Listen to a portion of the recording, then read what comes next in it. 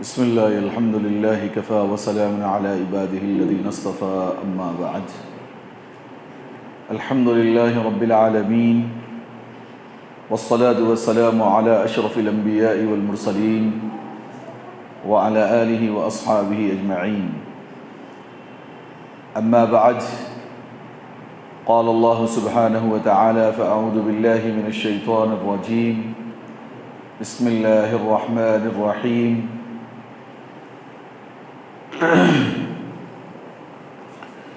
قل أطيعوا الله وأطيعوا الرسول وأولي الأمر منكم فإن تنازعتم في شيء فردوه إلى الله والرسول إن كنتم تؤمنون بالله واليوم الآخر ذلكم خير وأحسن تأويلا. قابل احترام معزز سامعین، اس امت پر اللہ تبارک و تعالیٰ نے ایک بہترین شریعت عطا فرمائی ہے، وہ شریعت محمدی ہے کہ ہمارے چاہے گھریلو زندگی ہو یا معاشرتی زندگی ہو یا ملت کے مسائل ہو یا ملک کے مسائل ہو، ہر جگہ اس شریعت میں مسلمانوں کی ایک زبردست اور مکمل رہنمائی کی گئی ہے۔ اگر انسان شریعت کو چھوڑ کر اللہ اور اس کے رسول کے فرمان کے خلاف اپنی زندگی گزارے گا تو عین دین کے خلاف اس کی زندگی ہوگی، اور اس کا پچھتاوا اسے موت سے پہلے بھی ہوگا اور قیامت میں بھی ہوگا، کیونکہ ایک طرف عبادت ہے جو ہم بجا لا رہے ہیں، اور دوسرے طرف مسائل ہیں، احکام ہیں جو اللہ اور اس کے رسول نے ہمیں ذکر فرمائے ہیں، اس کو مکمل شریعت کی روشنی میں ادا کرنا یہ ضروری ہے۔ چند چیزوں پر، چند جزویات پر ہم اللہ اور اس کے رسول کو تو دیکھتے ہیں، خصوصاً جہاں ہمارے معاملات نجی زندگی میں، پرائیویٹ لائف میں، گھر کی زندگی میں، فیملی لائف میں ہم اللہ اور اس کے رسول کی خصوصاً ہم کوئی احکام کی پیروی نہیں کرتے ہیں، جس کی وجہ سے آج مسلمان پورے ہندوستان میں ایک عجیب کشمکش کا شکار ہے، اور اس پر آئے دن حالات دنیاوی اعتبار سے، مال کے اعتبار سے، خاندان کے اعتبار سے آ رہے ہیں۔ اس کی وجہ یہ خود انسان ہے، یہ خود مسلمان ہے۔ اللہ تبارک و تعالیٰ اپنی طرف سے کسی کو پریشان کرنے کے لیے یا ظلم کرنے کے لیے کوئی آفت نہیں اتارتے، ولیکن قست قلوبہم، مگر جو کچھ کرتا ہے بما کسبت ایدی الناس، ہمارے کرتوتوں کی وجہ سے ہم پر یہ حالات آتے ہیں، ہمیں شریعت کو فالو نہ کرنے کی وجہ سے ہمارے ساتھ وہ حالات ہیں۔ آج بھی اگر مسلمان مکمل طور پہ شریعت محمدی کو اگر فالو کریں، اللہ اور اس کے رسول کے فرمان کے عین مطابق اگر زندگی گزاریں، تو خوشروی، شادمانی، فرحت اور پھر ایک غلبہ مسلمانوں کی حق میں ہوگا۔ مگر وہ ہوگا کب؟ جب انسان کی زندگی ایمان سے لبریز ہو اور اسے مزہ آتا ہو دین کے کام کی کرنے میں، ہر عمل میں، ہر فیلڈ میں اسے اسی وقت مزہ آتا ہے جب اس کی دلی کیفیت ایمان کے ساتھ جڑی ہوئی ہے۔ اللہ نے فرمایا وَأَنْتُمُ الْأَعْلَوْنَ إِن كُنتُم مُؤْمِنِينَ، تم ہی بہت بلندی پر رہو گے، درحال ہے کہ تمہارے زندگی ایمان کے ساتھ مربوط ہونی چاہیے، تمہارا دل کیفیت ایمان کے ساتھ ہونا چاہیے، تو ہمیشہ سرخرو تم ہی ہوگے، غلبہ تمہارے لیے ہے اگر تم حالت ایمان پر ہیں۔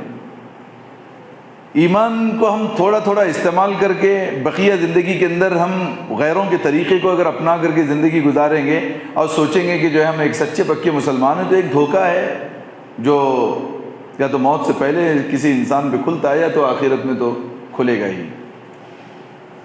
چنانچہ جو قرآن کی آیت آج جو پڑھی گئی ہے اس کا ترجمہ یہ ہے کہ قل اے نبی آپ یہ اپنی امت کو بتا دیجئے کہ اطیعوا اللہ، اللہ کی اطاعت کرنی ہے، وَأَطِیعُوا الرَّسُولَ، اور رسول کی اطاعت کرنی ہے۔ یہاں دونوں جگہ پہ اللہ کے لیے اور اللہ کے رسول کے لیے لفظ اطیع کا استعمال کیا گیا، یعنی اطاعت کرو۔ یہاں پہ کوئی کنڈیشن نہیں ہے، کوئی آگے پیچھے بات نہیں کہی گئی ہے۔ یہاں ہمیں سمجھ میں آئے تو بھی اطاعت کرنی ہے، نہ سمجھ میں آئے تو بھی اطاعت کرنی ہے، ہمیں اطاعت کرنے میں خوشی مل رہی ہو تب بھی کرنی ہے، کوئی غم یا تکلیف ہو تب بھی کرنی ہے۔ اللہ کی اطاعت اور اس کے رسول کی اطاعت میں کوئی کنڈیشن نہیں ہے، بلا چوں و چرا اللہ اور اس کے رسول کی فرما روائی اور ان کی اطاعت کرنی ہے۔ تیسرا اللہ تعالیٰ نے ایک لفظ استعمال فرمایا وَأُولِي الْأَمْرِ مِنْكُمْ، یہاں پہ لفظ اطیعوا کا استعمال نہیں کیا، جیسے کہ اطیعوا اللہ و اطیعوا الرسول و اطیعوا اولی الامر نہیں کہا۔ لفظ اطیعوا کا استعمال اللہ نے اپنے لیے کیا اور اپنے حبیب کے لیے کیا، اس کے بعد میں کامن کہہ دیا وَأُولِي الْأَمْرِ مِنْكُمْ، یہاں کنڈیشن ہے کہ اپنے جو عمرہ ہیں ان کی آپ اطاعت کریں۔ اب یہاں پہ لفظ اطیعوا اس لیے کہ صحیح ہو تو بھی کریں، غلط ہو تو بھی کریں، ہر حال میں کریں، سمجھ میں آئے تو بھی کریں، نہ سمجھ میں آئے تو بھی کریں، یہ نہیں ہے۔ اگر ایسی اطاعت ہوتی تو اللہ تعالیٰ لفظ اطیعوا یہاں پر بھی استعمال کرتے، مگر دو جگہ کہا، وہ دو جگہ ہم کو کوئی جو ہے وہ سنوائی نہیں ہوگی، بس ہم کو ماننا ہی ماننا ہے۔ اسی ماننے کا نام ایمان ہے، اسی پر عمل کرنے کا نام جو ہے سنت ہے، کہ ہم اپنی زندگی اللہ اور اس کے رسول کے قوانین پر، شریعت مطہرہ کے عین مطابق ہم زندگی گزاریں۔ تیسرا وَأُولِي الْأَمْرِ مِنْكُمْ، جو تم میں سے جو امیر بنا دیا جائے، جو تمہارے قائد ہو، جو تمہارے رہبر ہو، قوم و ملت کے جو ذمہ دار ہو، آپ ان کی بھی جو ہے وہ اطاعت کریں۔ فَإِن تَنَازَعْتُمْ فِي شَيْءٍ، اگر آپ آپس میں کسی چیز میں انتشار میں پڑ جاؤ، کسی جھگڑے میں پڑ جاؤ، تو پھر اپنی اس حالت کو فَرُدُّوهُ إِلَى اللَّهِ وَإِلَى الرَّسُولِ، تو اپنی اس حالت کو اللہ کی طرف اور اللہ کے رسول کی طرف لوٹاؤ۔ یعنی کہ اپنی زندگی میں جب تک حضور باحیات تھے، اپنے مسائل کو نبی کے پاس جا کر کے سالو کر لیجئے، جو پریشانی ہو پریشانی کو دور کر لیجئے۔ اب نبی علیہ الصلوۃ والسلام فزیکل طور پر ہمارے بیچ میں نہیں ہیں۔ اب کیا ہے کہ آپ کے جو بنائے ہوئے قانون، آپ کے فرمودات و ارشادات موجود ہیں حدیث کی شکل میں، ہم حدیث نبوی صلی اللہ علیہ وسلم سے اپنے زندگی کے رخ کو ٹھیک کر سکتے ہیں۔ جو مسلمانوں کے درمیان کا جھگڑا ہے، اللہ کی کتاب اور نبی علیہ الصلوۃ والسلام کی سیرت، ان کے حیات مبارکہ، ان کے سنن، اس کو سامنے رکھ کر کے ہم اپنے مسائل کو حل کر سکتے ہیں۔ پھر کنڈیشن کر دی اللہ تبارک و تعالیٰ نے، یہ کام اتنا بڑا کرے گا کون؟ اللہ کی اطاعت، اللہ کے رسول کی اطاعت، اولو الامر کی اطاعت، اور اپنے مسائل اور لڑائی جھگڑوں کے اندر کتاب اللہ اور سنت رسول اللہ کے اوپر اپنے فیصلے کروائے گا۔ وہ کون کرائے گا؟ اللہ کے نبی کو تو حکم دیا، قل، آپ یہ بات اپنی امت کو بتا دیجئے۔ پھر اللہ ہی بتا رہے ہیں حضور صلی اللہ علیہ وسلم کو کہ اے اللہ کے نبی، اور ان سے ذریعے پوری امت کو، کہ یہ کام کرے گا کون؟ ان کنتم تؤمنون باللہ، پہلی شرط یہ اللہ نے رکھی ہے کہ اگر تمہارے دل میں ایمان موجود ہے، تم اللہ پر ایمان رکھتے ہو، والیوم الآخر، اور تمہارا یقین، تمہارا ایمان آخرت کے دن کے ساتھ میں بھی جڑا ہوا ہے، کہ اگر آج ہم اچھائی کریں گے تو اس کا اچھائی کا بدلہ ہمیں قیامت میں ضرور دیا جائے گا۔ آج ہم شریعت مطہرہ کی پاسداری نہیں کریں گے اور شریعت کے عین خلاف زندگی گزاریں گے، اس کا حساب و کتاب اللہ کے سامنے چکتا کرنا پڑے گا۔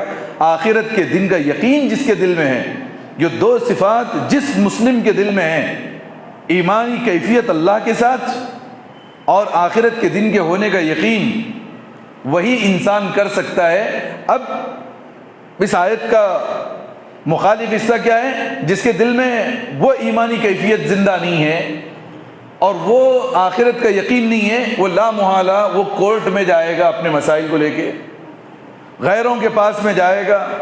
فلاں دنیا میں جتنے مسلمان جہاں جہاں جا رہے ہیں، وہ وہی مسلمان ہیں قرآن کے حکم کے مطابق جن کے زندگی میں ایمان نہیں ہے، جس کا یقین آخرت پر نہیں ہے۔ اللہ کہہ رہے ہیں، میں نہیں کہہ رہا ہوں۔ جو مسلمان ہے حالت ایمان میں ہے اور وہ کورٹ میں، وہ مسلمان ہی نہیں ہے، اس کا وہ یقین نہیں ہے۔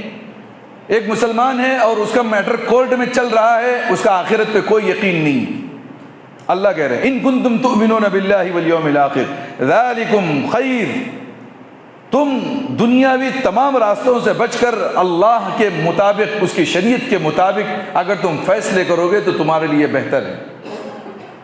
چاہے وقت کے حساب سے ہمیں ہمارا فیصلہ مخالف لگے، ہمیں اس فیصلے کے اندر کوئی فائدہ نظر نہ آئے، بظاہر نقصان نظر آ جائے، کچھ بھی ہو جائے، اللہ کہہ رہے ہیں ذالکم خیر، فیصلہ شریعت کے مطابق کروانا یہ تمہارے حق میں بہتر ہے، وَأَحْسَنُ تَأْوِيلًا، اور ایک بہترین قسم کا انتخاب ہے، ایک راستہ، ایک تدبیر ہے جو تم نے اختیار کی ہے کہ شریعت کے عین مطابق آپ اپنے فیصلے کروا رہے ہو۔ یہ آیت کا مختصر سا ترجمہ اور اس کی تفسیر تھی۔ اب حالت حاضرہ کو اس آیت کے ذیل میں ہم دیکھتے ہیں کہ ہم مسلمانوں کی کیسی کیا حالتیں ہیں۔ اللہ کا حکم ہے کہ اللہ کی اطاعت کی جائے۔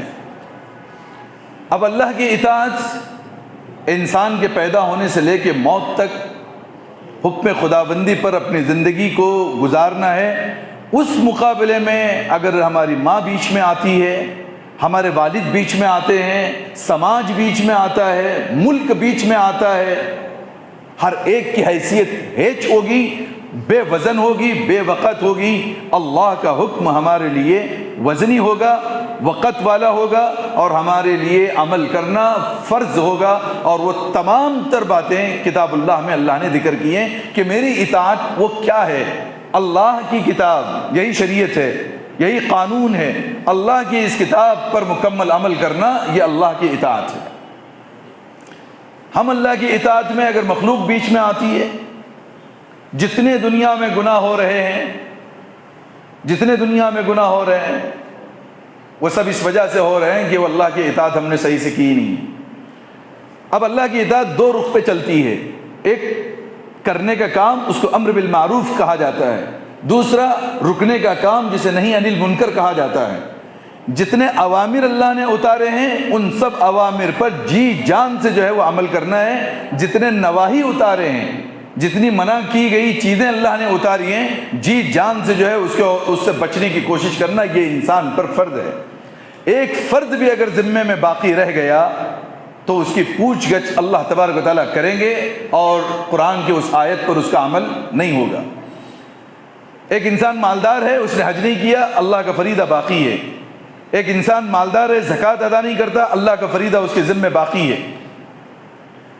دوسری طرف منہیات ہیں، اللہ نے منشیات سے منع کیا، نشے سے منع کیا۔ ایک مسلمان ہے اور شراب پیتا ہے، اللہ کے احکام کو جو ہے اپنے پیروں تلے رونتا ہے۔ اللہ نے سود سے منع کیا اور انسان سودی کاروبار کے اندر ملوث ہے، اللہ کے حکم کو اپنے پیروں تلے روند رہا ہے۔ اللہ نے فحاشی، عریانیت، بے حیائی سے منع کیا اور انسان اس کا ارتکاب کر رہا ہے، اللہ کے احکام کو اپنے پیروں تلے روند رہا ہے۔ سب کو پتہ ہے، پوری امت کو، پوری امت مسلمہ جانتی ہے سود حرام حرام، مگر اس کے ہیلے نکال کے عمل کر رہے ہیں۔ زنا حرام سب کو پتہ ہے، مگر پھر افیئرس چل رہے ہیں۔ بے حیائی حرام سب کو پتہ ہے، مگر شادیوں میں، میلوں میں، پارکوں میں، ہوٹلوں میں، ہر جگہ دیکھو کہ ہر ایک کی جو ہے کسی نہ کسی کے ساتھ میں، مگر جس کی اللہ حفاظت کرے بچا ہوا ہے۔ تو قرآن سامنے رکھ کر کے اللہ کی کون سی اطاعت ہم کر رہے ہیں؟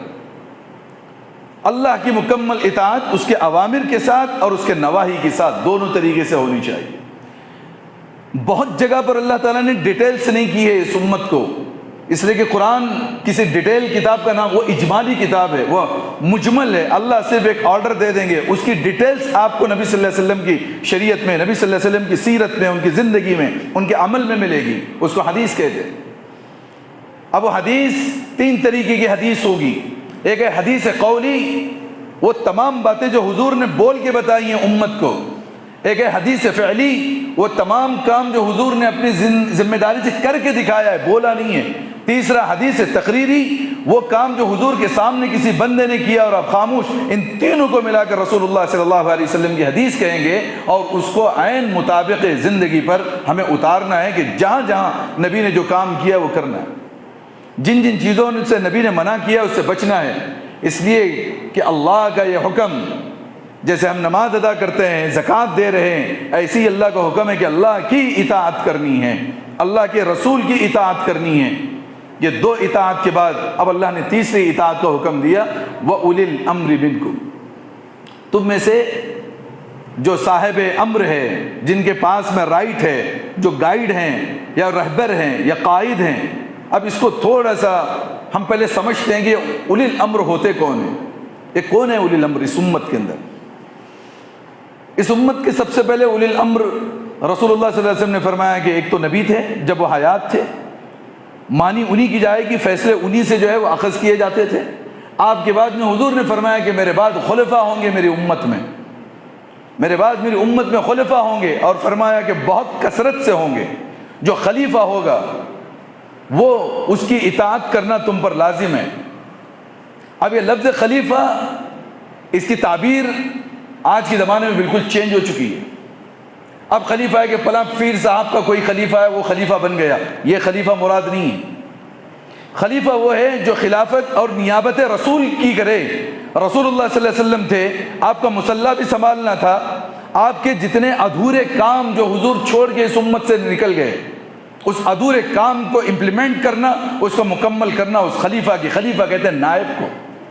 آپ کے بعد جو امت کی حالت تھی، اس نازک ترین حالت میں اس کی باغ دوڑ کو سنبھالنا اور امت کے اور نبی علیہ الصلوۃ والسلام کے اس مشن کو آگے لے کے چلنا ایک خلیفے کا کام ہوتا ہے، جس کو اللہ نے کہا انی جاعل فی الارض خلیفہ، میں زمین میں خلیفہ پیدا کر رہا ہوں۔ خلیفہ سے مراد وہ بیت والا خلیفہ نہیں کہ اللہ بیت والا خلیفہ دنیا میں پیدا کر رہا ہے، کلیئر کہہ رہا ہوں میں۔ خلیفہ وہ ہے جو رسول اللہ صلی اللہ علیہ وسلم کے بعد صحابہ نے خلافت نبھائی ہے۔ وہ خلیفہ وہ پورے کام کروائے گا جو شریعت کہلواتی ہے، جو شریعت کرواتی ہے، وہ خلیفے کی ذمہ داری ہوگی۔ اب وہ ذمہ داری پورا کب کرے گا؟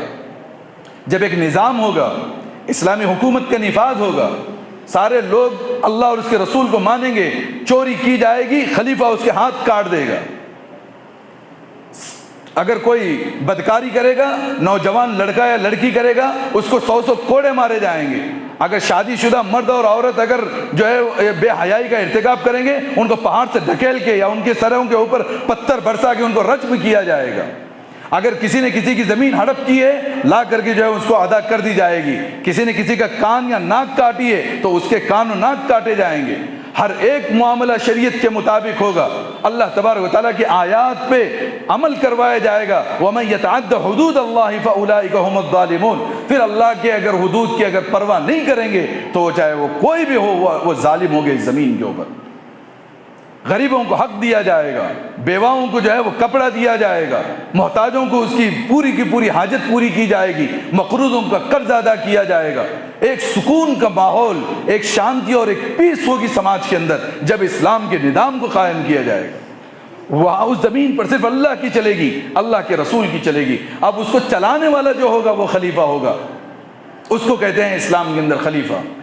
اس کے بعد تشریح میں یہ بھی آتا ہے کہ پھر جہاں جہاں وہ خلیفہ چھوٹے چھوٹے امیروں کو اگر منتخب کرے تو اس کی بھی ویسی ہی سننی چاہیے جیسے ہم اپنے خلیفہ کی سنتے ہیں، ہم اپنے اس وقت کے محکوم اور بادشاہ کی سنتے ہیں، ویسے چھوٹے چھوٹے رعایا جو دیے گئے ہیں ان کی بھی سننا پڑے گا۔ حضور صلی اللہ علیہ وسلم نے فرمایا اگر تمہارے اوپر کوئی امیر مسلط کر دیا جائے، اگرچہ کہ وہ وَلَوْ كَانَ حَبْشِيًّا، وہ حبشی غلام ہی کیوں نہ ہو، اور دوسری روایت میں مسلم کی روایت میں کہا کہ جس کے ہاتھ و پیر نہ ہو، ایسا اپاہج انسان حبشی غلام بھی اگر تم پر مقرر کیا جائے تو تم اس کی اطاعت کرو، تم اس کی فرما برداری کرو، تم اس کو فالو کرو، اس کے آرڈر کو پورا کرو۔ اگر اس کی ڈیپ میں جاتے ہیں، تفسیر کی گہرائی میں، حدیث سے ہمیں 7 جگہوں پر امارت کے فیصلوں کو قبول کر کے عمل کرنے کا حکم ملتا ہے، 7 جگہوں پر، جس کا ڈیٹیل کا وقت مجھے نہیں ہے، جن میں سے اللہ کی کتاب پر اگر جمع کر رہا ہے کوئی حاکم کہ اللہ کی کتاب کو نفاذ کرنی ہے ہمیں، اور وہ حکم دیتا ہے کہ آپ فلاں جگہ جاؤ، فلاں ماننا ہے، نبی علیہ الصلوۃ والسلام کی زندگی پر، پھر اسی میں آیا حج کے متعلق آیا، اور آخر میں کہ جہاد فی سبیل اللہ پر اگر وہ کہتا ہے کہ اس وقت میں تم نکلو گھروں سے اور اس وقت اسلام کی بقا و تحفظ کی ذمہ داری ہے تو نکلنا پڑے گا۔ پرائیویٹ زندگی میں یا کسی ایسے معاملے میں جہاں اللہ اور اس کے رسول کی بات دکھ رہی ہو اور کوئی امیر اللہ اور اس کے رسول کے خلاف بات کر رہا ہو تو اس کی کوئی اطاعت نہیں ہے۔ مثال کے طور پہ 1-2 صحابہ کے واقعات ذکر کرتا ہوں۔ حضور صلی اللہ علیہ وسلم نے ایک صحابی کو امیر بنایا اور ایک جماعت بھیج دی. وہ نکلے, ایک جگہ جانے کے بعد وہ امیر نے کچھ حکم دیا مگر صحابہ نے کچھ آگے پیچھے کیا, تو انہوں نے کہا کہ تم میری امارت کی اطاعت نہیں کرو گے. کہا کہ کیوں نہیں کریں گے؟ کہا جاؤ لکڑیاں جمع کر کے لاؤ. تو صحابہ نے لکڑیاں جمع کر کے لائے. کہا کہ آگ لگاؤ. جب آگ لگائی تو امیر نے حکم دیا کہ اس میں کود جاؤ. ایک صحابی آگے بڑھے حضرت عبادہ بن صامت, کہنے لگے ہرگز نہیں, رک جاؤ. کیا قرآن کی وہ آیت نہیں ہے لا تقتلوا انفسکم, اپنے آپ کو ہلاکت میں مت ڈالو؟ ہم جہنم کی آگ سے بچنے کے لیے اس رسول کی جو ہم نے اتباع کی ہے, اور یہ امیر ہمیں آگ میں جانے کا حکم دیتا ہے, ہم اس میٹر کو پہلے رسول کے پاس لے جائیں گے. چنانچہ صحابہ رک گئے. معاملہ رسول کریم صلی اللہ علیہ وسلم کی خدمت میں آیا. رسول اللہ صلی اللہ علیہ وسلم نے فرمایا صحیح کہتے ہو, تم نے جہنم کی آگ سے حفاظت کے لیے تم نے اسلام قبول کیا ہے. اگر تم امیر کی اطاعت میں آگ میں کود جاتے, یاد رکھو ہمیشہ جہنم کی آگ میں جلتے رہتے. امیر کچھ بھی بولے تو سنی جائے گی, ایسا نہیں ہے. پرکھا جائے گا یہ شریعت کے مطابق بات کر رہا ہے کہ نہیں ہے, یہ رسول کریم کے مطابق ٹچ ہو رہی کہ نہیں ہو رہی ہے. اگر وہ بول رہا ہے کچھ بھی تو مسلمانوں کو سننے کی کوئی ضرورت نہیں ہے. اب اس میں غلو ہو گیا. ہم کہہ رہے ہیں خلیفہ کیا لیول کا ہے, تو خلیفہ لا کے بیعت کا خلیفہ چپکا دیا لوگوں نے. اب سمجھ رہے ہیں کہ خلیفہ کی مانو صاحب, اور پھر اس میں اتنا غلو, وہ الگ انشاءاللہ ٹاپک پہ ہم ڈسکس کریں گے کہ آج کا جو مروجہ بیعت اور اس کا جو سسٹم چل رہا ہے, یہ سسٹم کیا ہے, کیا واقعتاً اسلام میں بھی ایسی کوئی حیثیت ہے, کیا اسی سارے مسائل کا حل ہے. جو جس طریقے سے آج جتنے بڑے بڑے اجتماعات وغیرہ ہو رہے ہیں, یہ الگ سمجھنے کی ضرورت ہے, وہ ہمارا آج کا موضوع نہیں ہے. اب اس میں غلو کی ایک مثال دیتا ہوں. اتنا غلو کہ آپ اپنے گھروں میں سو جاؤ, آپ جو ہے وہ اچھائی کرو برائی کرو, شیخ کو پتہ چل جاتا ہے. کیسے ہو سکتا ہے نبی برحق علیہ الصلوۃ والسلام کی بیوی پہ زنا کا الزام لگتا ہے اور نبی کو اس کا علم نہیں ہوتا کہ بیوی پاک دامن ہے یا گناہ کر لیا ہے. 15 دن تک اسی کشمکش میں سارے جہاں کا سردار پریشان ہے, اور یہ حضرت سو جاتا ہے اور اس کو پورے لوگوں کے گناہ اس کو دکھتا ہے. کیسا مذاق بنا کے رکھا ہے دین کا, ایسا کچھ نہیں. اس پر ہم انشاءاللہ پھر بات کریں گے. دوسرے لوگوں نے کچھ امیر بنا لیے ہیں, الگ الگ جماعتوں کے امیر, الگ الگ نہیں. آپ نے ہمارے مشورے سے وہ خلاف کام کر دیا, آپ نے وہ کر دیا, اور پھر ایسا گلو ہوا ہے. ایون اپنی بیٹی کا نکاح بھی کرانا ہے تو کوئی جا کے اپنے امیر سے پوچھتا ہے صاحب میری بیٹی کا نکاح کراؤ. مذاق کر کے رکھ دیا ہے لوگوں نے دین کا. میری بیٹی کا نکاح میں جہاں سمجھوں وہاں کراؤں, مجھے جو کرنا ہے میں کروں. میری پرائیویٹ لائف جس کا اختیار مجھے میرے خدا نے دیا ہے, میں کیوں باندھ دوں دوسرے کے ہاتھ میں, بھائی میرے گردن میں پٹا ہے جو میں آپ کو پوچھ کے کام کروں. لوگوں نے بچے پیدا کیے, نام کہاں, حضرت کا فلاں حضرت نام دیں گے تو میرے بچے کا نام پیدا کرنے سے پہلے سوچنا تھا. بچہ پیدا کیا اور نام کے لیے حضرت کا انتخاب کرتا ہے. ایک عجیب تماشا جو ہے لوگوں نے. نہیں ہم مشورے کے خلاف کوئی کام, ارے مشورے کے خلاف کرنا کون سا کام ہے؟ جہاد فی سبیل اللہ ہے, اپنے امیر کی اطاعت کرو, گردن قلم کر دو. حج کا کوئی معاملہ ہے, اپنے امیر کی اطاعت کرو. قرآن کریم کا کوئی مسئلہ آ رہا ہے, اپنے امیر کی اطاعت کرو. حدیث کا کوئی رخ ہے, اپنے امیر کی اطاعت کرو. اس کے علاوہ مجھے کیا کرنا ہے میری زندگی میں؟ کوئی میرے اوپر کوئی امیر اللہ نے منتخب نہیں کیا. میری ماں نے مجھے آزاد جنا ہے, میں آزاد ہوں. اس کو مجھے کیا کرنا ہے میرے گھر میں؟ میرے گھر میں دیوار. اچھا کچھ لوگوں نے یہ بھی کر دیا کہ کسی اپنے امیر اپنے حضرت کو پوچھ کے گھر کا ڈائریکشن بناتے ہیں کہ میرا گھر کا منہ کدھر ہونا چاہیے. کہ امیر صاحب کوئی انجینئر ہے, لیکن نہیں, حضرت نے بولا ہے تو ہم جو ہے وہ گھر ایسا بنائیں گے, فلاں جگہ پیچھے سے آئیں گے, کیوں حضرت نے بولا ہے. ایک صاحب کا واقعہ ایسا آیا کہ انہوں نے اپنی بیگم کو طلاق دی. میں نے پوچھا کیوں؟ نہیں, ہمارے فلاں بزرگ امیر صاحب نے جو حکم دیا ہے طلاق دینے, میں نے طلاق دی. یہ ایک مذاق ہے جو کہ شریعت کے معاملے کے اندر جن چیزوں میں مطابقت میں کہی گئی ہے اس میں ماننی چاہیے. وہ اولی الامر منکم, جو تم میں سے. اب اولی الامر کا تیسرا کانسیپٹ جو میں سمجھا رہا ہوں وہ یہ ہے کہ باپ اولی الامر ہے اپنے گھر کے اندر, باپ کی چلے گی گھر میں. بچے بلا چو چرا باپ کی مانیں گے, اگر وہ دین کا معاملہ ہو, دنیا کا معاملہ ہو, کاروبار کا معاملہ ہو. اس لیے کہ اب کاروبار میں میرے بچوں کو کوئی امیر نہیں سکھائے گا. میرے بچوں کی زندگی کی سیدھا کرنا اور ان کو ٹھیک کرنا میں باپ ہوں, میں ان کا اولی الامر ہوں. گھر کی ماں ہے, باپ کے بعد میں وہ ماں اپنے بچوں کی تربیت کرے گی, وہ اولی الامر ہوگی اس گھر کے اندر. بڑا بھائی ہے ماں باپ کے بعد, اللہ کہہ رہا ہے کہ بڑے بھائی کی ذمہ داری ہے. بہنوں کے حالات ہیں تو بھائی اس کے ذمہ دار ہیں. محلوں کے حالات ہیں، الگ الگ طریقے سے اللہ تبارک و تعالیٰ نے حقوق بتائے ہیں، وہ اولو الامر ہیں۔ تو جس وقت ٹیمپروری ہی تھوڑا وقت ہی کیوں نہ ہو کہ اگر وہاں کسی کو امیر بنا دیا جائے تو اس کے انڈر میں ہو کے کام کرنا ہے، مگر کون سا؟ جو شریعت کے نفاذ کے لیے ایک جتہ ہو کے، ایک جماعت ہو کے مل کے کام کرنا ہے۔ اب حالات امت کے الگ ہیں، اس وقت کی جو کیفیت ہے وہ الگ ہے، کوئی امیر نہیں ہے۔ وہ امیر، وہ خلیفہ جو حضور نے بتایا تھا، وہ اب خلیفہ نہیں ہے۔ جہاں جہاں اسلامی حکومتیں قائم ہیں وہ برائے نام قائم ہیں، وہ یہودیت اور صہیونیت کے زد میں آ چکے ہیں۔ ہم چاہتے ہیں، سوچتے ہیں کہ عرب جو ہے وہ اسلامی حکومت ہے اور فلاں جگہ، مگر وہ کوئی اسلامی حکومت نہیں ہے۔ چند ایک چیزوں پہ عمل کیا جاتا ہے، ورنہ صہیونیت کے تلے اور جو ہے یہودیت کے تلے جو ہے ان کی جو ہے پوری حکومت جو ہے وہ دبی ہوئی ہے، وہ انہی کے آرڈر پہ عمل کرتے ہیں جو یہودی کہتے ہیں۔ اب یہاں جس ملک میں ہم رہتے ہیں یہاں تو بالکل کوئی معاملہ ہی نہیں ہے، جماعتیں، فتنے، فرقے اتنے بڑھ چکے ہیں کہ اب ایک جگہ کے بھی جمع ہونے کا مسئلہ ہی نہیں ہے۔ تو یہاں تک کی بات کرتے ہوئے اگلی آیت کی طرف آتے ہیں، فَإِن تَنَازَعْتُمْ فِي شَيْءٍ، اب اللہ کہہ رہے ہیں جب تم آپس میں لڑو کسی معاملے میں، لڑنا کس میں ہوگا؟ اپنی پراپرٹی کے مسئلے میں انسان لڑتا ہے، اپنی عزت نفس کے لیے لڑتا ہے، فلاں فلاں، جب جدال ہو، جب جھگڑا ہو، جب کوئی تنازع ہو، اب اللہ کا حکم ہے کہ فَرُدُّوهُ إِلَى اللَّهِ وَالرَّسُولِ، اللہ اور اس کے رسول کی طرف لوٹاؤ۔ اب وہ لوٹانے والا بندہ کون ہوگا؟ جس کا ایمان ہوگا اللہ پر اور آخرت کے دن پر۔ اب آئیے ہماری نجی، یہ جو میں نے شروع میں مختصر جو ذکر کیا ہے یہ ملت کے مسائل ہیں کہ اس وقت ملت کا کوئی امیر نہیں، ملت کی کوئی جماعت نہیں، ملت کا کوئی کانسیپٹ نہیں ہے، بس ہر ایک کو جو سمجھ میں آیا، کوئی عبادت کی طرف بھاگ رہا ہے، کوئی ذکر و اذکار کی طرف بھاگ رہا ہے، کوئی فلاں، سب یہ چھوٹے چھوٹے مین جو مسئلہ تھا اس امت کا وہ اب ہے ہی نہیں کہ ہم مسلمانوں کے لیے کرنے کا کام، جس کو میں خصوصاً سمجھنے کے لیے بہت سارے لوگ کنفیوز ہوں گے اس لیے میں بتا رہا ہوں۔ 5 چیزیں ہیں ہمارے لیے۔ ایک ہے انفرادی حیثیت، میں کیسا رہنا ہے، میری داڑھی کتنی ہونی چاہیے، میں مونچھ کیسے رکھنا چاہیے، آستین کیا ہو، کپڑے کیا ہو، اور میں کیا کروں، یہ انفرادی وضاقت ہے اور انفرادی حیثیت۔ میں تہجد میں چاہے 2 رکعت پڑھوں یا 20 رکعت پڑھوں، میرا معاملہ میرے اللہ کا معاملہ، مجھے اس کو کس کو بتانے کی ضرورت نہیں ہے۔ میں فرض پڑھوں گا، فرض کے بعد نفل پڑھوں، کتنے پڑھوں نہیں پڑھوں میرا میٹر ہے، مجھے کوئی پوچھ نہیں سکتا۔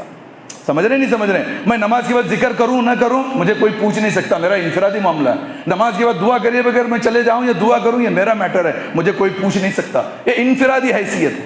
عصر کے بعد بہت سارے لوگ ذکر کر رہے ہیں کہ میں نہیں کروں گا بھائی، مجھے نہیں چاہیے، ٹھیک ہے تمہاری مرضی ہے صاحب۔ اچھا میں عمرے کو جا رہا ہوں، میں 5,000 طواف کیا بس ہو گیا، میں نیکسٹ عمرہ نہیں کرتا، روز 10 لوگ 10 عمرے کر رہے ہیں، صاحب تم لوگ کرو، میں نہیں کر رہا ہوں، میرا میٹر ہے۔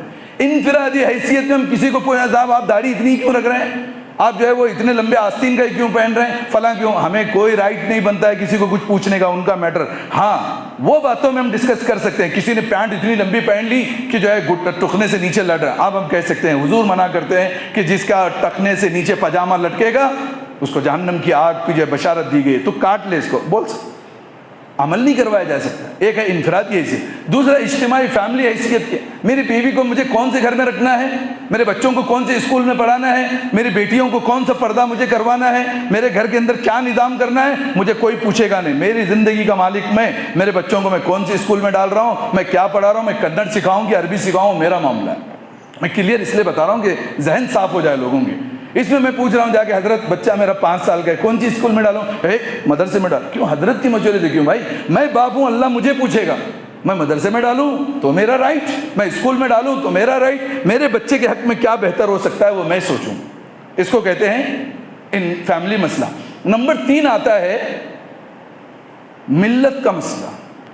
ملت کے مسئلے میں اب میں کون ہوں میں نہیں دیکھوں گا، آپ کون ہیں آپ نہیں دیکھیں گے، میری فیملی کیا ہے میں نہیں دیکھوں گا، آپ کی فیملی آپ نہیں دیکھیں گے۔ ملت میں کیا ہے، ملت میں ہماری مسجد ہے، ملت میں ہمارے مدرسے ہیں، ملت میں ہمارے خانقاہ ہیں، ملت میں ہمارے تمام تر چیزیں ہیں۔ بھائی تم کیسے بھی انسان ہو یہاں جمع ہو، میں بھی آ رہا ہوں، سب جمع ہو، ملت کے مسائل پر ہم کو ڈسکس کرنی ہے۔ ایک مسجد ٹوٹے گی، میں کیا ہوں میرے گھر پہ، آپ کیا ہیں آپ کے گھر پہ، یہاں جمع ہو جاؤ، یہ ملت کا مسئلہ ہے، شریعت کا مسئلہ ہے، قرآن کی آیتوں کا مذاق کیا جا رہا ہے، ملت کا مسئلہ ہے، حضور کا جو ہے وہ گستاخی کر رہے ہیں، یہ ملت کا مسئلہ ہے۔ جو کچھ ہو رہا ہے اب یہاں نہیں دیکھیں گے کہ آپ ہاتھ کہاں باندھ رہے تھے میں کہاں ہاتھ باندھ رہا ہوں، تو وہ تمہارا پرائیویٹ معاملہ تھا میرا پرائیویٹ معاملہ ہے۔ اب یہاں ملت کے مسئلے میں ہم سب کو ایک ہونے کی ضرورت ہے، گھر میں جا کے ہم اپنے جھگڑے اور لڑیں گے۔ اس کے بعد میں آتا ہے ملک کا مسئلہ، ملت ہمارے لیے پہلے ملک کا مسئلہ۔ اگر ہماری زمین چین چھین رہا ہے، اس کے لیے اگر شہید ہونے کا وقت ہے تو ہمیں جان کی بازی دینی پڑے گی۔ وطن کے مسئلے میں جو اس کے ذمہ دار ہیں اس کے حساب سے کام کریں گے۔ جہاں ملک کے اوپر حالات آ رہے ہیں، ملک کے اندر بھوک مری آ گئی، مسلمان ہو کہ ہندو ہو، کرسچن ہو کہ سکھ ہو، بھوک سے پریشان ہے، صاحب میرے گھر میں اناج ہے میں سو رہا ہوں، نہیں، اٹھنا پڑے گا، ملک کے ہر انسان کو بچانا۔ باڑھ آ گئی، سب جو ہے وہ پانی تلاتم بہ رہا ہے، لوگ بہ رہے ہیں، میں سوچ رہا ہوں کہ اس وقت میں جو ہے ذکر کر رہا ہوں صاحب میں بچانے کے لیے، ابے بیوقوف انسان تیرا ذکر چھوڑ، اس سے بڑا فرض ہے کہ تو ڈوبتے ہوئے کو بچا۔ اب انفرادی حیثیت ختم، نہیں میری فیملی کا دیکھ، اب فیملی کا چھوڑ، پہلے امت کے عذاب کو بچا۔ یہ ایک طریقہ دیا گیا ہے اسلام کے اندر، one by one, step by step عمل کرنے کا ہے۔ ہم نے کیا کہ سب ملا چلا کے ایسی کھچڑی بنائی، صاحب پورا جو ہے ہم عبادت ہی کریں، صاحب ہم عبادت کوئی دین سمجھ رہے ہیں تو بھی غلط ہے، معاشرت کوئی دین نہیں، یہ بھی نہیں، عبادت بھی ایک حصہ ہے، معاملات بھی ایک حصہ ہے، معاشرت بھی ایک حصہ ہے، حسن بھی ایک حصہ ہے۔ تمام چیزوں کو انسان کو کہیں بھی قرآن مجید نے جو چھوڑا نہیں کہ آپ کو کوئی راستہ نہ دکھا رہا ہو، ہر ایک راستے ہمیں قرآن تک پہنچاتے ہیں۔ اس میں آخری بات یہ ہے کہ جب تمہارا آپس کا جھگڑا ہو تو تم وہ میٹر کو برابر کیا کرو، اس کے اللہ اور اس کے رسول کی تابع کرو۔ یہ ایک بڑا ٹاپک ہے جس کو میں مختصر 5 منٹ آپ حضرات کے لینا چاہ رہا ہوں۔ پہلا ٹاپک، اس میں ویسے آ جاؤ، انفرادی حیثیت کا جھگڑا۔ میرا مسئلہ میری بیوی کے ساتھ چل رہا ہے، لڑائی جھگڑے ہو رہی ہے، میں کیا کر رہا ہوں، فلاں جگہ پہ حضرت کے پاس جا رہا ہوں، میں کیا کر رہا ہوں، فلاں جگہ جا رہا ہوں، ادھر جا رہا ہوں۔ ایک بڑا معاملہ میں کھل کے کہہ رہا ہوں، آپا لوگوں کا ایک ٹرینڈ بہت چل رہا ہے آج کل، آپا۔ جیسے ہندو سماج کے اندر مہیلا سنگٹن ہوتی ہے اور عورتیں مہیلاؤں سے اپنے مسئلے حل کرتے ہیں، مسلمانوں کے اندر بہت سارے ایسے آپائیں پیدا ہو گئی ہیں جن کو دینی نالج 0/0 ہے۔ اور دیکھو ایک بات بتا دوں، اسلام میں ویسا بھی عورت کے لیے بہت دور رکھا گیا ہے معاملے کو۔ گواہ میں عورت نہیں آئے گی، چاند دیکھنے کی گواہی بھی مرد، فلاں جگہ بزنس ٹرانزیکشن مرد۔ عورت کو گھر کے کام دیے گئے، بڑے بڑے فیصلے حل کرنے کا ان کو اختیار نہیں دیا گیا، مگر کیا ہے، ان کا ڈپارٹمنٹ سے بھی کلیئر کہہ رہا ہوں، اور یہ انشاءاللہ آ جائے گا شام تک یوٹیوب پر، ان کا ڈپارٹمنٹ سے بھی، ان کا اور وکلا سے بھی، اور جگہ سے پوری سیٹنگ ہوتی ہے۔ باقاعدہ سے پولیس اسٹیشن میں جا کے سگنیچر کرنا ہے۔ اب لڑکا لڑکی کا معاملہ گڑبڑ تھا، لڑکی اٹھی اور مہیلا کے پاس چلی گئی، آپا کے پاس چلی گئی، اب اس کو آپا کو پیسہ چاہیے، اب مجھے وہ ہراسمنٹ کرے گی، اور وقتی طور پہ ان کو سپورٹ کرے گی، مجھے ہراسمنٹ کرے، یعنی لڑکے کو ہراسمنٹ کیا جائے گا۔ اب لڑکا مارا پریشان ہو کے ایف آئی آر ہوگا، ایف آئی آر جو ہے اس کے اوپر پھاڑی جائے گی۔ اب انسان ہاتھ جوڑتے گھوم رہا ہے، کچھ پریشان ہے، اب 8 لاکھ 10 لاکھ روپے کے اندر کمپرومائزنگ ہوگا، لڑکی کو 4 لاکھ دیا جائے گا، 4 لاکھ روپے بانٹ کے کھا لیا جائے گا۔ آج ویسے آپا ہیں، ہم کماتے ہیں، آپ کماتے ہیں ماشاءاللہ، ایک 2 ویلر لینے کے لیے سوچتے ہیں، ایسی آپائیں آج فارچونر میں گھومتی ہے، ان کا شوہر یبٹ جس کو کہا جا سکتا ہے، کام نہیں، مگر کیسے آ رہی، ایک سیٹنگ چل رہی ہے۔ اب یہ اگر یہاں پہ کسی کا طلاق ہو رہا ہے، یہاں کسی پہ ظلم ہو رہا ہے، تو اب اللہ اور اس کا رسول اس کا کوئی ذمہ دار نہیں ہے۔ اللہ نے کہا تھا اگر تمہارا ایمان ہے، اگر تمہارا یقین آخرت پہ ہے تو تم اس کے اولی الامر، اس کا اولی الامر کون ہے؟ میرے پرسنل لائف میں کس کے پاس جاؤں گا؟ میرا بیوی کا جھگڑا ہے، میں قاضی وقت کے پاس جاؤں گا، جو قاضی عادل بھی ہو، وہ الگ ٹاپک ہے۔ قاضی خاندان کا نام ہونا قاضی نہیں ہے، مفتی کورس کے بعد 1 سال کا کورس ہوتا ہے جسے قضا کورس کہتے ہیں، وہ مسائل علماء کرام کے پاس میں جائیں، یا جگہ جگہ تصفیہ کمیٹی بنائی جائے، صلح صفائی کرانے کی ایک کمیٹی ہو، یا مسجدوں کے ذمہ دار جو ہے جو سمجھدار ہو وہ اس کمیٹی کو، ہر محلے میں ایک کمیٹی ہونی چاہیے۔ میرے بیوی کا میٹر میں ایسے لوگوں کو جو جا کے باہر بتائے گا بھی نہیں، ایک مفتی کو بتا رہے ہیں اور مفتی اٹھ کے دنیا کو، ارے ان کی بیوی کا مسئلہ میرے پاس آیا ہے، وہ اس قابل نہیں ہے، وہ اس کا راز اسی کے ساتھ اس کی قبر میں چلا جائے گا کہ میرے پاس کون سی کس کی بیوی کا مسئلہ آیا تھا۔ قاضی کے پاس جا کے میاں بیوی اپنے مسئلے کو حل کریں گے، بیوی بھی بیٹھے گی، شوہر بھی بیٹھے گا، میں میرے جو ہے ذمہ داریاں رکھوں گا، وہ اپنی ذمہ داریاں۔ اب اس میں مفتی سمجھ میں آئے گا، صلح کرانے کی کوشش کرے گا، طلاق ہونے نہیں دے گا۔ اب میری بیوی نے کیا کیا، کورٹ چلی گئی۔ بھائیوں کا دوسرا فیملی جھگڑا، اس سے آگے کا بتا رہا ہوں، فیملی جھگڑا، والد کا انتقال ہو گیا، ہم 4 بچے ہیں، 4 بھائی ہیں، 2 بہنیں ہیں، لڑائی جھگڑے، 2 پاورفل تھے، انہوں نے اپنے بھائیوں کے اوپر ہڑپ کیا۔ آج باپ مر کے 20 سال ہوا ہے مگر وہ گھر کی تقسیم کاری آج تک نہیں ہوئی۔ بہنیں اپنے اپنے غریب جھوپڑیوں میں زندگی گزار رہے ہیں، باپ قبر میں پہنچ چکا ہے، ماں قبر میں پہنچ چکی ہے، مگر ان بہنوں کو کوئی حصہ نہیں دیا جا رہا ہے۔ شادی میں ایک بات یاد رکھیں، شادی میں کسی کے باپ نے 1 کروڑ روپے بھی بیٹی پہ خرچ کیے ہوں گے، وراثت میں اس کا 1 روپیہ بھی معاف نہیں کیا جا سکتا ہے۔ شادی الگ اس کی ذمہ داری ہے، چاہے وہ 10,000 میں کرتا ہے 1 لاکھ میں کرتا ہے، اس کا میٹر تھا باپ کا، مگر مرنے کے بعد وراثت میں ایک سوئی بھی چھوڑی ہے، وہ سوئی میں اس لڑکی کا حصہ ہوگا۔ اب بیٹیاں کہاں چلی جائیں گی؟ یہ ہمارا مسئلہ تھا۔ تیسرا مسئلہ آتا ہے ہمارے محلے کا مسئلہ، سماج کا مسئلہ۔ سماج میں بہت سارے نوجوان لڑکے شراب پی رہے ہیں، سودی کاروبار کر رہے ہیں، نشہ کر رہے ہیں، لڑکیوں کے ساتھ جو ہے وہ غلط تعلقات ہو رہے ہیں۔ اب اس وقت میں سماج کے لوگ کہاں چلے جائیں گے صاحب؟ اب چلے گئے MLA صاحب کے پاس، چلے گئے CM کے پاس، MP کے پاس، فلاں کے پاس۔ ان کو کسی سے کوئی فائدہ نہیں ہے کہ آپ کا محلہ سے وہ الٹا بگڑا کہاں سے ہے بھائی یہ سسٹم؟ آپ جانتے ہیں معاشرت کا جو اکثر جو بچے نشہ خور ہو رہے ہیں، کیوں؟ پولیٹیشن نے تو بگاڑ دیا ان کو، اپنے پیچھے چلوانے کے لیے، اپنی کیمپین کروانے کے لیے۔ دارو تو انہوں نے پلائی تھی، اب دارو دینے والا نہیں ہے تو لوگوں کے گھر میں چوری کر کے دارو پی رہے ہیں۔ ہمارے بچوں کو بگاڑا کس نے تھا؟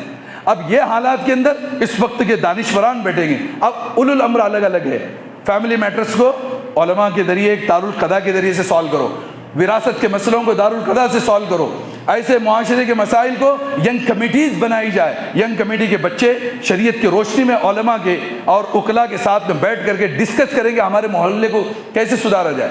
ایک بات میں بتا دوں، وقت ہو رہا ہے انشاءاللہ اگلے ہفتے اس ٹاپک کو مکمل کروں گا اور میں بتاؤں گا کہ فیملی کورٹس میں انڈیا میں مسلمانوں کی کتنے کیسز ہیں، میرے پاس اس کا پورا تخمینہ ہے۔ وراثت کے کتنے مسئلے ہیں؟ سمپل میں ایک بات ذکر کر دوں کہ مسلمان اس وقت 14% ہیں آفیشیل ریکارڈ کے حساب سے، 15% انڈیا میں، 15% مسلم ہیں، 85% نان مسلم ہیں، جس میں کرسچن وغیرہ سب آ گئے۔ کیسز کا اگر ریشو چیک کیا جائے، جو آج کورٹوں میں چل رہا ہے مسلمانوں کے کیسز کا ریشو، مسلمانوں کے فیملی کورٹس میں 50% سے زیادہ ہے۔ مثال کے طور پہ ایک فیملی کورٹ میں 10 عورتیں آئی ہیں الگ الگ، سکھ کی بھی آئی، ہندو کی بھی آئی، جین کی بھی آئی، مسلم کی آئی۔ ان تمام 85% کے کیسز 5 عورتیں ہیں اور 15% کے 5 عورتیں ہیں۔ اب ہر بیلگام میں خصوصاً جا کے دیکھیں، پوری برقعے والوں سے بھرا ہوا ہے کورٹ، اور اتنے افیئرس ہو رہے ہیں نان مسلم وکیلوں کے ساتھ۔ ہماری ایک عورت جا رہی اور کچھ لوگ سکھا رہے ہیں، گھر میں جھگڑا ہوا، کچھ لوگ شانے آتے ہیں ہمارے یہاں پر آپس میں۔ میری بھان کے ساتھ ایسا ہوا، ہماری خالہ کی بیٹی تھی، تم نہ سڑا دوں تم نہ دکھا دوں، مسلمان کے وکیل کو دو، ہندو کے وکیل کو دے، بولا دینے لگایا، 2 بار جو عورت چکر کاٹی، بس ہوا، 2,000 روپے پوڑ گئی۔ اچھا بزنس مین ہو تو 5,000، بہت بڑا کروڑ پتی ہو تو 10,000 سے اوپر پوڑگی نہیں ملتی ہے، یاد رکھیں آپ کو میں بتا رہا ہوں، اس لیے کہ لا ہم بھی جانتے ہیں۔ بہت لڑنے کے بعد تھوڑا بہت ہوگا، ڈسٹریبیوٹ اگر کروایا جائے گا۔ پوڑگی کا جہاں تک تعلق ہے، 10,000 سے 15,000 روپے کروڑ پتی کا بنتا ہے۔ 10,000 15,000 روپے کے لیے کم سے کم اس کو 7 سے 8 سال تک چکر کاٹنے پڑتے ہیں کورٹ کی۔ لے عورت جا رہی ہے، بیٹھ رہی ہے، کتنے لوگوں مسلمان ہماری عورتوں کو ہم نے دیکھا ہے ہندو وکیلوں کے ساتھ ہوٹلس میں بیٹھ کے کھانا کھا رہی ہیں۔ ہم نے پوچھا بھی کیا وجہ ہے، نہیں انہوں نے ہم نے بہت ساتھ دے رہے ہیں، تھوڑی وہی ساتھ ان کو مرتد ہونے پہ مجبور، اپنے جسم بیچنے پہ مجبور۔ وہ عورتوں کے ذمہ دار کون ہیں؟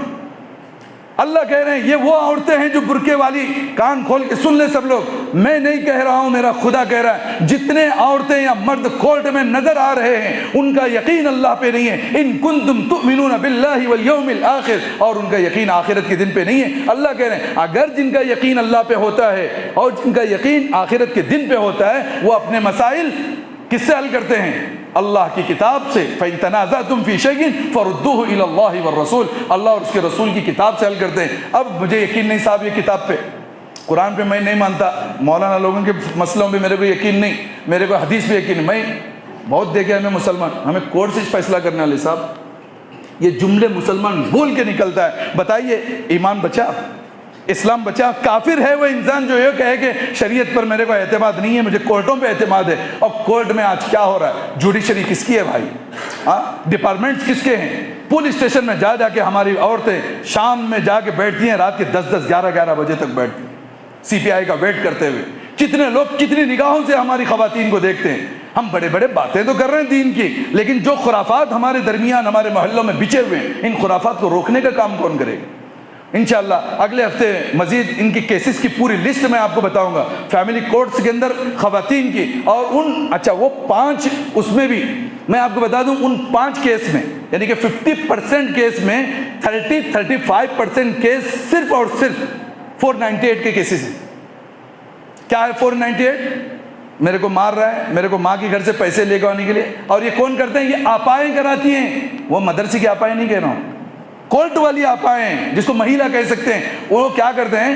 لڑکی آ کے صرف بولتی ہے صاحب میرا شوہر ایسا کر رہا ہے، تکلیف دے رہا ہے، وہ کیا کرتی ہے؟ ٹھیک یہ خود ہی لکھاتی ہے میرے کو یہاں مارا، میرے کو دیور بھی مارا۔ ایک اچھے خاصے بزرگ پر یہ یعنی ایک دیندار انسان پہ لگے، وہ سگریٹ پی کے چٹکے لگاتا تھا، اب سگریٹ پیتا تھا کہ نہیں اس کو 4 سال لگے کلیئر کرنے، اس کی چیکنگ کروانے کے لیے کہ وہ سگریٹ نہیں پیتا تھا۔